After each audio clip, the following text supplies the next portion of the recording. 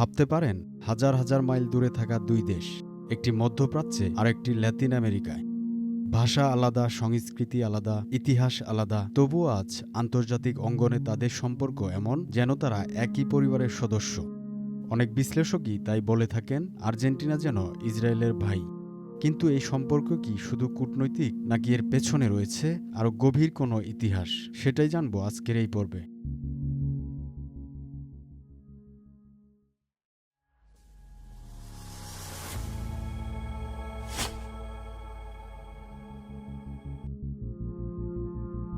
বর্তমান সময়ে আর্জেন্টিনা এবং ইসরায়েলের এই সম্পর্ক সবচেয়ে বেশি দেখা যায় রাজনীতিতে।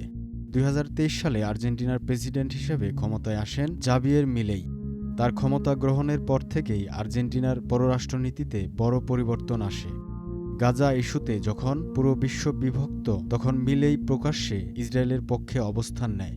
তিনি দ্রুত ইসরায়েল সফর করেন, জেরুজালেমের ওয়েস্টার্ন ওয়ালে গিয়ে আবেগ আপ্লুত হয়ে পড়েন।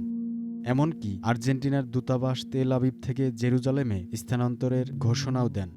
জাতিসংঘে ফিলিস্তিন সংক্রান্ত প্রস্তাবগুলোতে সবসময়ই ইসরায়েলের পক্ষে অবস্থান নেয় তার সরকার। এক সংবাদ সম্মেলনে তিনি বলেন, ইসরায়েলের সঙ্গে আর্জেন্টিনার সম্পর্ক ভাইয়ের মতো। তবে এই ঘনিষ্ঠতা শুরু আজকের নয়। ইতিহাস ঘাটলে দেখা যায় ১৯৪৮ সালে ইসরায়েল রাষ্ট্র প্রতিষ্ঠার পরপরই ১৯৪৯ সালে আর্জেন্টিনা দেশটিকে স্বীকৃতি দেয়। সেই সময় থেকে লাতিন আমেরিকায় ইসরায়েলের অন্যতম ঘনিষ্ঠ মিত্র হিসেবে আত্মপ্রকাশ করে আর্জেন্টিনা। ধীরে ধীরে এই সম্পর্ক শুধু কূটনীতিতে সীমাবদ্ধ না থেকে ছড়িয়ে পড়ে সমাজ, সংস্কৃতি ও অর্থনীতির নানা স্তরে। এই সম্পর্কের একটি গুরুত্বপূর্ণ ভিত্তি তৈরি হয় জনগণের মাধ্যমে। ২০ শতকের শুরুতে ইউরোপ থেকে বিপুল সংখ্যক ইহুদি আর্জেন্টিনায় এসে বসতি স্থাপন করে। সময়ের সাথে সাথে তারা এখানে একটি শক্তিশালী সম্প্রদায় গড়ে তোলে।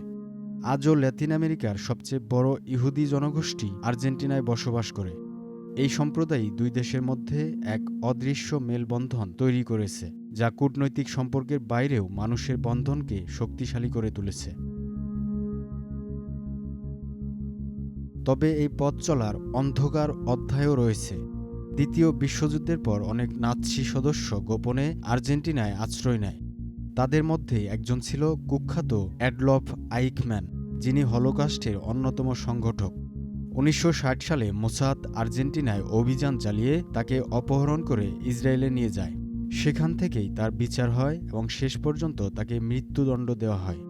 এই ঘটনাটি প্রথমে দুই দেশের মধ্যে উত্তেজনা তৈরি করলেও পরে তা এক নতুন বাস্তবতা তৈরি করে, যেখানে উভয় দেশই অতীতের ভুল স্বীকার করে আরও ঘনিষ্ঠ সহযোগিতার পথ বেছে নেয়।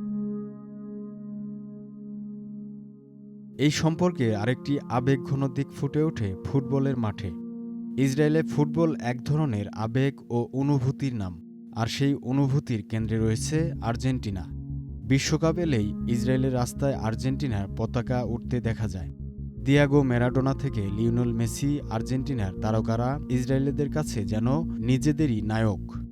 বহু বছর ধরে বিশ্বকাপের আগে আর্জেন্টিনা দল ইসরায়েল সফরে গিয়ে প্রীতি ম্যাচ খেলছে। রাজনৈতিক পরিস্থিতির কারণে মাঝে মাঝে তা বন্ধ হলেও এই আবেগ কখনো কমেনি। সংস্কৃতি ও অর্থনীতিতেও এই সম্পর্কের গভীর প্রভাব রয়েছে। ইসরায়েলে আর্জেন্টাইন খাবার, টাঙ্গো নৃত্য এবং স্প্যানিশ ভাষার কন্টেন্ট খুবই জনপ্রিয়। অন্যদিকে আর্জেন্টিনায় নিয়মিত আয়োজন করা হয় ইসরায়েলি সাংস্কৃতিক অনুষ্ঠান। বাণিজ্যের ক্ষেত্রেও দুই দেশ একে অপরের গুরুত্বপূর্ণ অংশীদার। আর্জেন্টিনা থেকে ইসরায়েল গরুর মাংস, সয়াবিন এবং গম আমদানি করে, আর ইসরায়েল তাদের উন্নত প্রযুক্তি দিয়ে আর্জেন্টিনার পাশে থাকে।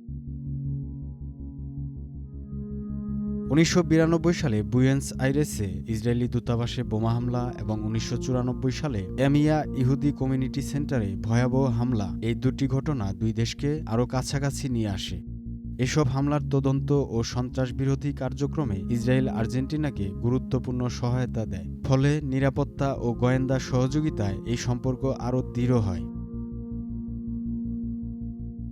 আজকের দিনে দাঁড়িয়ে দেখা যায়, রাজনীতি, ইতিহাস, সংস্কৃতি, অর্থনীতি, এমনকি ফুটবল, সবকিছু মিলিয়ে আর্জেন্টিনা ও ইসরায়েলের সম্পর্ক এক অনন্য উচ্চতায় পৌঁছেছে।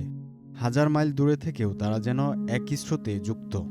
তাই প্রশ্নটা আবার সামনে আসে, আর্জেন্টিনাকে সমর্থন করা সেটা কি শুধু ফুটবলের প্রতি ভালোবাসা, নাকি এর পেছনে লুকিয়ে আছে আরও গভীর, জটিল এক বৈশ্বিক বাস্তবতা?